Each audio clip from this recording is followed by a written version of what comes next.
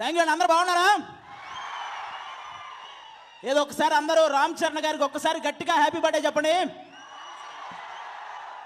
ఇప్పుడు చెప్పండి, ఫస్ట్ ఎవరి గురించి మాట్లాడుకుందాం? ఎవరైనా వచ్చి మేము ఆపదల్లో ఉన్నాం అన్నా అని అంటే నేనున్నా అని పలికే మెగాస్టార్ చిరంజీవి గారి గురించి మాట్లాడుకుందామా? తన దగ్గర 100 రూపాయలు ఉంటే ఇంకో 100 అప్పు చేసి మరీ సహాయం చేసే పవర్ స్టార్ పవన్ కళ్యాణ్ గారి గురించి మాట్లాడుకుందామా?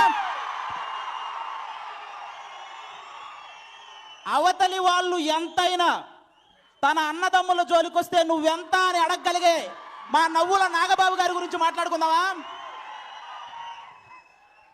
ఒకప్పుడు తండ్రి పేరు నిలబెడతాడా అన్న వాళ్ళకి నిలబెట్టి మీసం మెలెట్టి మెగాస్టార్ కొడుక మజాక అని ప్రూవ్ చేసిన మన mega power star Ram Charan గారి గురించి మాట్లాడుకుందామా?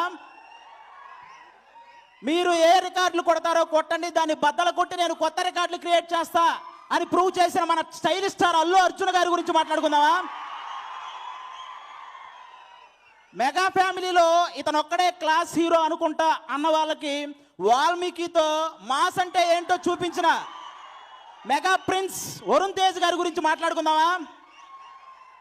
పెద్ద మామయ్యలాగా నటిస్తాడు, రెండో మామయ్యలాగా నవ్విస్తాడు, మూడో మామయ్యలాగా నలుగురికి సహాయం చేస్తాడు. మన ముగ్గురు మామయ్యల ముద్దుల మేనల్లుడు మన సుప్రీం హీరో సాయి ధర్మతేజ్ గారి గురించి మాట్లాడుకుందామా?